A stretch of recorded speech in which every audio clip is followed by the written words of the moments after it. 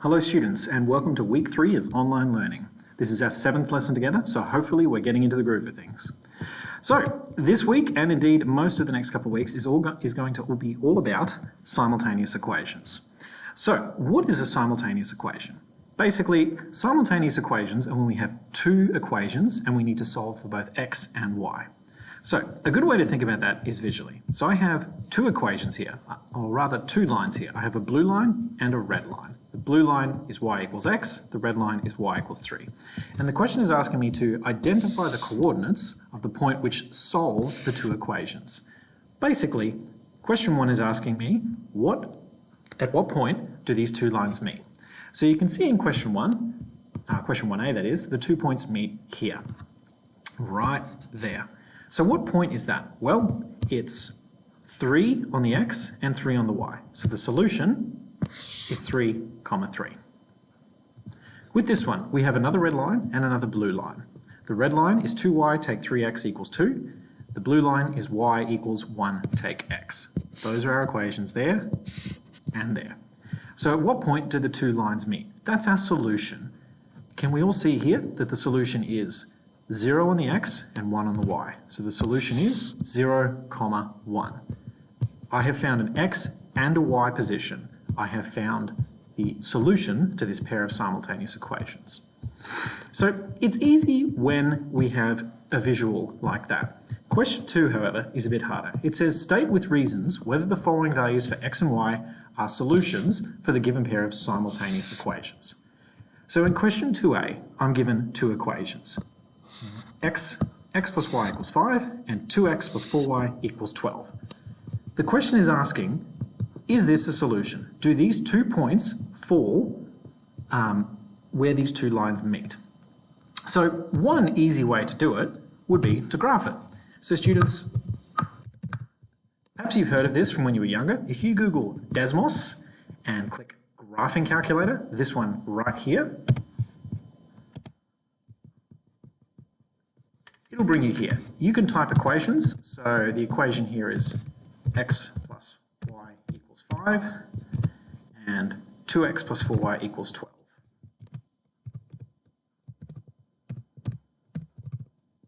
So one easy way to do it is to graph it and see if the two lines meet at that position. The trouble is though, obviously in your exam you're not going to have access to graphing equipment on the internet like this. So what I'm going to have to do is substitute in the coordinates that I'm given here. It tells me x equals 4, y equals 1. So I need to substitute those 2 points into the equation. So my first equation is x plus y equals 5, as you can see up here. When I substitute x for 4 and y for 1, does 4 plus 1 equal 5? Well, yeah, last I checked, 4 plus 1 equals 5. So we know at least it fits in the first equation, x plus y equals 5. We know that one is okay. But let's check the other equation, 2x plus 4y equals 12, which I've written over here. We're again going to substitute in x equals 4, y equals 1. So I wrote, instead of 2x, it's 2 times 4. Instead of 4y, it's 4 times 1. This simplifies to a plus 4 equals 12. Does a plus 4 equal 12? Well, yeah, last I checked, a plus 4 does equal 12. So we know this equation is correct.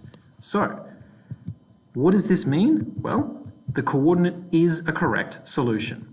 So, if I were to graph these two lines, they're going to meet at x equals 4, y equals 1. And if I flip back over to the graphing software, you can see that if I zoom in here, the two lines did meet at x equals 4, y equals 1. So let's have a look at B up here, which I've done below. So B gives me another two equations. X plus 3y equals -1 and 3x take 2y equals 14. If I substitute in x plus 3 and y equals -1, is that going to be the point where those two lines meet? Well, let's start with x plus 3y equals -1. I'm substituting in x equals 3, y equals -1. So I sub those two coordinates in. Instead of x plus 3y, it's now 3 plus 3 times -1. 3 plus -3 is the same as 3 take 3. And 3 take 3 is 0. 0 does not equal -1, does it? So this is, whoops, see daisy, let's try that again. This is not a solution. the point 3, negative 1 would not fall where these two lines meet. Sorry. Students, remember, as I'm going through this, I'm not pausing for you to copy these things down. You need to pause the video yourself and copy them down as you go. Anyway, moving on to the last example. Well, the last example for this part of the lesson. Here we have a graph. So we have two companies, company O and company T. This graph determines how much I'm going to be charged depending on how long I talk on the phone. So if I talk for 10 minutes, I'm going to pay about 20 bucks. If I talk for 20 minutes with company O, I'm going to pay 25 bucks. Anyway, so what is the question asking me to do? It says, for the graph shown, at what time do the two phone companies T and O charge the same amount? So this is a fancy way of saying what we were doing in question 1. Where do these two lines meet? So if I scroll back down, where do these two lines meet? Right here. That point there. So the two companies charge the same amount at the 10-minute mark, which is $20. And I didn't need to write it as a Cartesian coordinate, but I've decided to. Just to, I don't know, look, it's not going to hurt to show extra working, is it? Calculate the equations for the lines that represent each company. Oh boy, what fun. Well, students, recall from last week, in order to find the gradient, it's rise over run. So how much did company O go up to this point? So company O went up by $5 and it went across by 10 minutes. So it's 5 over 10. The gradient is a half. Company T, on the other hand, went up by $10 in 10 minutes. So it's 10 over 10. The gradient here is 1. I know I went very quickly through gradient there, students, but we did do this last week, so hopefully you're pretty comfortable with finding gradient by now. Anyway, so we know that for company O, its gradient is a half. Let's try that again. Company O, its gradient is a half. We know for company T, its gradient is 1. What I'm not sure of is the y-intercept. Now, I reckon easiest way, look at the graph. For company T, it hits the y-axis here at 10. For company O, it hits the y-axis here at 15. So therefore, the y-intercept for company O is 0.15. The y-intercept for company T is 0.10. I replace the letter C with my y-intercept, and I get an equation of y equals a half x plus 15, and y equals 1x plus 10. Now, I could just write that, by the way, as just x plus 10. There's really no need for me to write 1x plus 10. Anyway, moving on to the last little bit. Part C says, use the coordinates of the point of intersection to check that your equations for each company are correct. What are they talking about? So the point of intersection, that's this point here, where the two lines meet. I said in question A, the point of intersection was 10, 20. I'm going to substitute in 10, 20 into both of these equations that I found here to see if they work, just like I did in question 2 up here.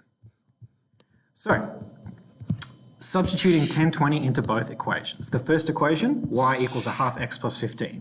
Well, I replaced the letter y with the number 20, the letter x with the number 10. I got 20 equals a half times 10 plus 15. Half times 10 is 5. 5 plus 15 is 20. Does 20 equal 20? Yes.